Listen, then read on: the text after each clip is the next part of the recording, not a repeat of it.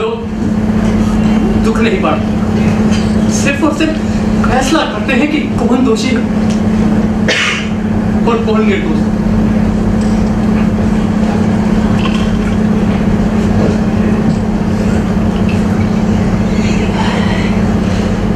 लेकिन मुझे लगता है कि हर आदमी को अपनी जिंदगी और अपनी शराब को चुनने की खुली आजादी होनी चाहिए, क्योंकि दोनों को सिर्फ और सिर्फ एक बार चुना जा सकता है, सिर्फ एक बार। बाद में हम सिर्फ उसे दोहराते रहते हैं जो एक बार जी चुके हैं या पी चुके हैं। अच्छा, आप लोग दूसरी जिंदगी में विश्वास करते हैं? मेरा मतलब था मौत के बाद। मौत के बाद भी आदमी पूरी तरह से मर नहीं जाता। हम पहले एक जिंदगी पूरी करते हैं, फिर दूसरी और फिर तीसरी।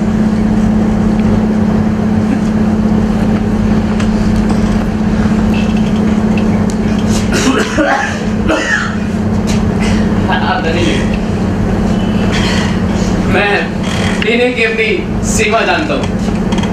आदमी को जमीन से करीब 1.5 इंच ऊपर उठ जाना चाहिए, इससे ज्यादा नहीं, वरना वो ऊपर उठता जाएगा और फिर सुनहन का अंत होगा किसी पुलिस स्टेशन या फिर किसी नाली में।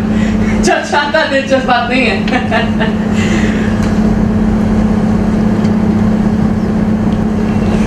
हाँ, मैं शादीशुदा हूँ, लेकिन मेरी पत्नी अब जीवित नहीं। और ये सिर्फ और सिर्फ मेरा अनुमान है। अनुमान मैं इसलिए कह रहा हूं क्योंकि मैंने उसे अपनी आंखों से मरते नहीं देखा। जब आपने किसी को अपनी आंखों से मरते नहीं देखा, अपने हाथों से नहीं दफनाया, तो आप सिर्फ अनुमान ही तो लगा सकते हैं कि वो भी जीवित नहीं। मुझे लगता है कि जब तक आप अपने परिचित को मरते ना देख ले, एक धुंधली सी आशा बनी रहती है कि कभी भी जीवित है। आप दरवाजा खोलेंगे तो रसोई से भाग कर दुनिया से हाथ पोंछती हुई आपके सामने आ खड़ी हो।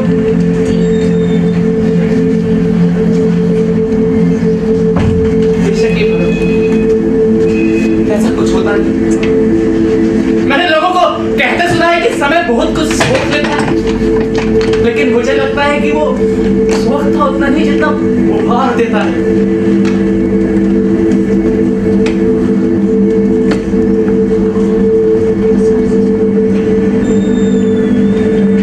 आप लोग कुछ गलत ना समझें। मैंने अपनी पत्नी को कष्ट भोगते नहीं देखा। मैं जब घर पहुंचा तो वो लोग उसे ले जा चुके।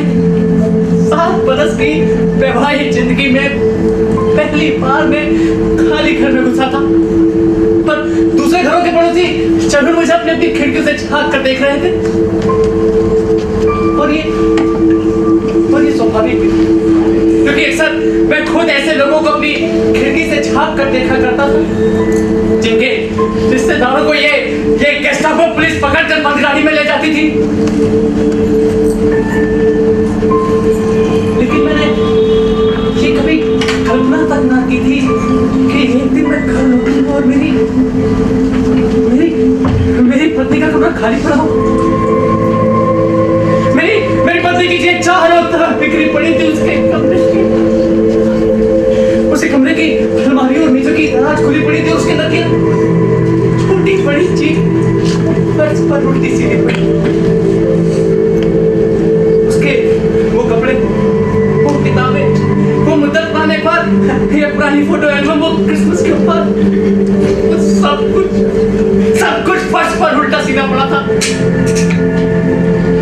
ऐसा लगता था कि उन्होंने एक चीज को उलट-पुलट कर कोने की तलाशी ली हो। कोई शायद ऐसी चीज नहीं थी जो लोगों के हाथ से बची रह गई।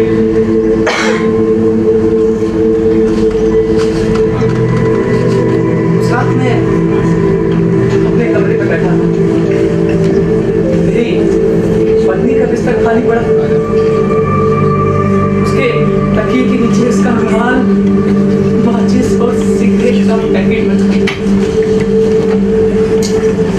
वहाँ पलक के पास दिवार पर उसकी किताब रखी थी जिसे वो उन दिनों पढ़कर, जिस पन्ने को उसने पिछली रात पढ़कर छोड़ दिया था, और निशानी के लिए उसने अपना एक क्लिप दबा दिया।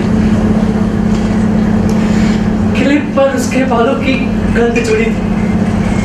आप सब लोग तो जानते हैं कि किस तरह बरसों बाद भी हमें ये छोटी छोटी तफसीलें याद रह जाती हैं।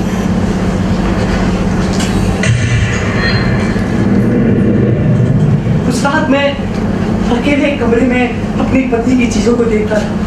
मुझे कुछ भी समझ नहीं आ रहा था, और वो अपने कमरे में नहीं थी, क्योंकि ये गेस्ट था, वो पुलिस उसे पकड़ कर ले गई थी, और ये भयानक है मेरी पकड़ से बाहर था। उस रात में अपने में नहीं था। मैं बार अपने से ये प्रश्न पूछता रहा कि आखिर मेरी पत्नी ही क्यों, आखिर मेरी पत्नी ही क्यों।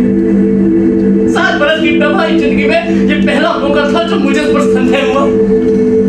मानो उसने कोई चीज मुझसे छुपा कर रखी जिसका मेरे से कोई सजा नहीं था।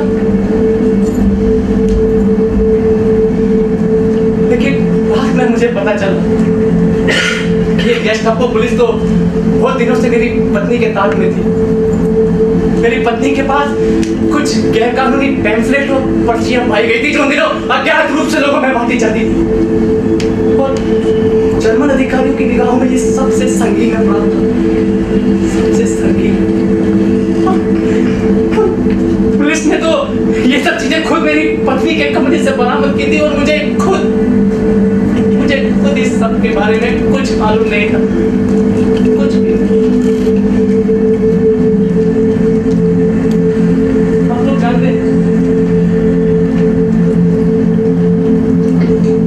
उस रात से पहले तक बहर वो एक ही कमरे में सोते, प्रेम करते, और इसी कमरे में कुछ ऐसी चीजें थी जो उसका रहस्य थी, जिसका मेरे से कोई ताल्लुक नहीं था। क्या आप लोगों को ये बात ज्यादा दिलचस्प नहीं लगती कि वो लोग मेरी पत्नी को मुझसे कहीं अधिक अच्छी तरह जानते थे, कहीं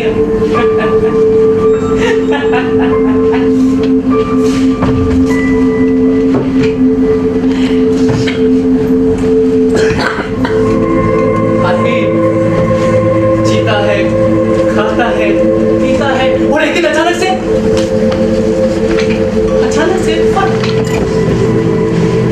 नहीं है ना, भयानक चीज मालूम नहीं। ये लाखों लोग रोज मरते हैं और आप लोग चूं तक नहीं करते। भयानक चीज ये है कि मृत आदमी हमेशा के लिए अपना भेद अपने साथ ले जाता है, और हम उसका कुछ नहीं कर सकते, कुछ भी नहीं। एक तरह से वो हमसे मुक्त हो जाता है।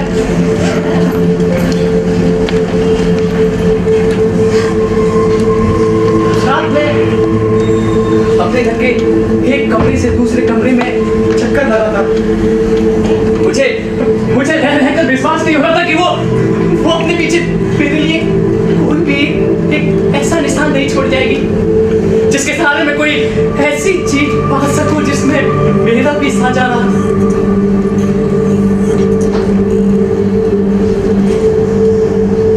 जरा देखिए सर, इस 7 बरस की वैवाहिक जिंदगी के बाद मैं अपनी पत्नी की चीजों को कुछ इस तरह टटोल रहा था जैसे मैं उसका पति न होकर फिर दिया पुलिस का कोई पेशावर नौकर हूं, पेशावर नौकर।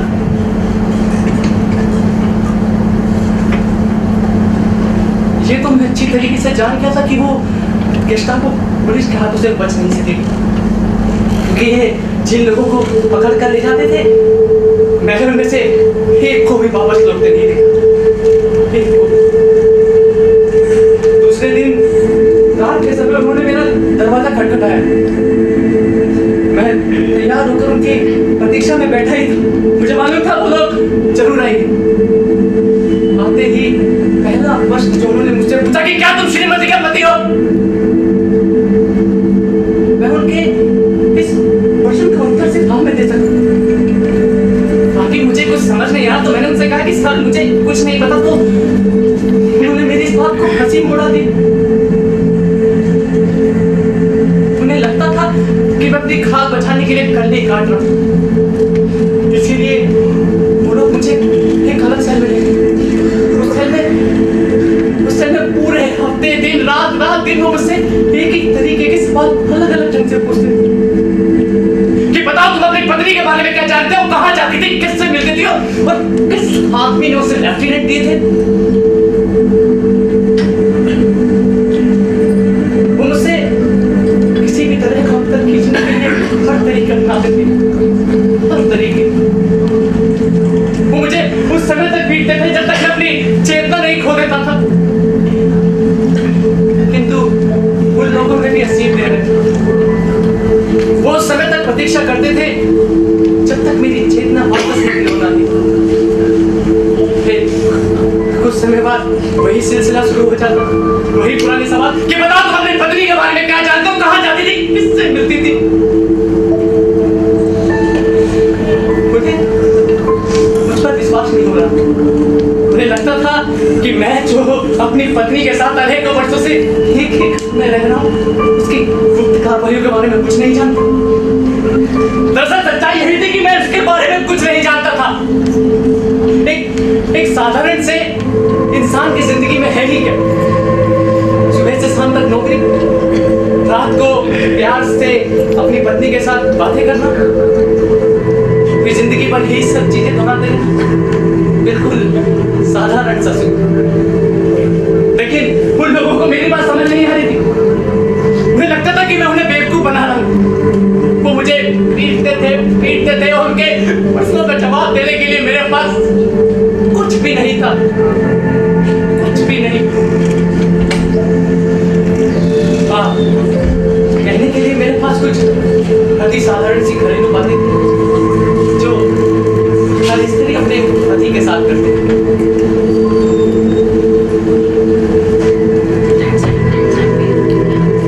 आप लोग जानते हैं वो लड़ाई के अंतिम दिन और ये गेस्टापो पुलिस अपने शिकार को जल्दी हाथ से नहीं जाने देते। वो शायद मुझे मारना नहीं चाहते थे, लेकिन मृत्यु से कम आदमी को जितना अधिक कष्ट दिया जा सकता है उसमें उन लोगों ने कोई कसर नहीं उठा रखी थी। वो मुझे उस समय छोड़ते थे जब वो खुद तक जाते थे या जब मैं बेहोश हो जाता था। आप लोग जानते हैं उस पहली रात जब मैंने अपनी पत्नी को अपने कमरे में नहीं पाया तो मुझे काफी खेद हुआ। मुझे लगा कि उसने मुझे अंधेरे में रखकर मेरे साथ छलना की है। बार बार ये ख्याल मुझे कोसता था कि स्वयं मेरी पत्नी ने मुझे अपना विश्वासघात बनाना उचित नहीं समझा। लेकिन बाद में गेस्टापो पुलिस के सामने इस कष्ट और पीड़ा के ऐसे अवसरों से गुजरते हुए मैं उसके प्रति कृतज्ञ सा हो जाता कि अच्छा हुआ उसने मुझे कुछ नहीं बताया। एक तरह से उसने मुझे बचा ही लिया था। मैं आज भी इस बात का निर्णय नहीं कर सकता कि अगर मुझे अपनी पत्नी का वो रहस्य मालूम होता तो क्या मैं चुप रहने का हौसला बटोर सकता? बिल्कुल नहीं। आप लोग मजबूरी में बड़ी से बड़ी यातना सह सकते हैं, लेकिन जब आपको मालूम हो कि आप उस यातना से किसी भी क्षण छुटकारा पा सकते हैं, चाहे उसके लिए आपको अपने पिता, अपने पत्नी, अपने भाई के साथ ही विश्वासघात क्यों न करना पड़े, तब आप एक सीमा के बाद विश्वासघात करेंगे। अब एक सीमा के बाद इस रास्ते को दोबारा नहीं चलेंगे, बिल्कुल नहीं चलेंगे।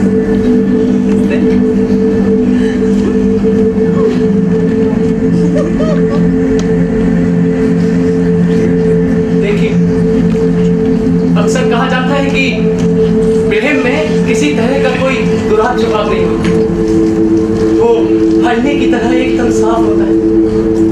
लेकिन प्रेम करने का अर्थ अपने को खोलना ही, बहुत कुछ अपने को छुपाना भी है, ताकि हम दूसरों को अपने निजी खतरों से मुक्त रख सकें। और हर स्त्री इस बात को अच्छी तरीके से समझती है, क्योंकि वो पुरुष से कहीं अधिक प्रेम करने की क्षमता रखती है।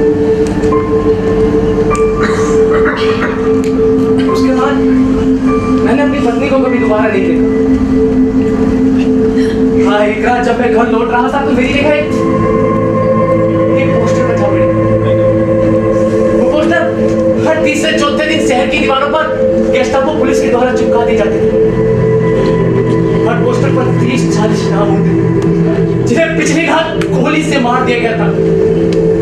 लेकिन जब मेरी निगाह मेरी पत्नी के नाम पर पड़ी तो कुछ क्षण के लिए मैं बेचैन सा हो गया। एक छोटे से नाम के पीछे मेरी पत्नी का चेहरा भी हो सकता है। मेरी पत्नी नहीं, मैंने आपसे कहा ना कि जब तक हम अपने परिचित को मरते ना देख ले कुंडली सी आशा बनी रहती है कि वो अभी भी जीवित है। आप दरवाजा खोलेंगे वो रसोई से,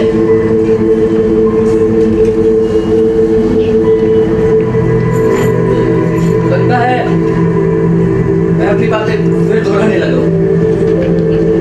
बियर पीने का ये अपना एक सुखे कि आप एक ही दाहिने के फिर चक्कर लगाते रहे। Round and round, round and round,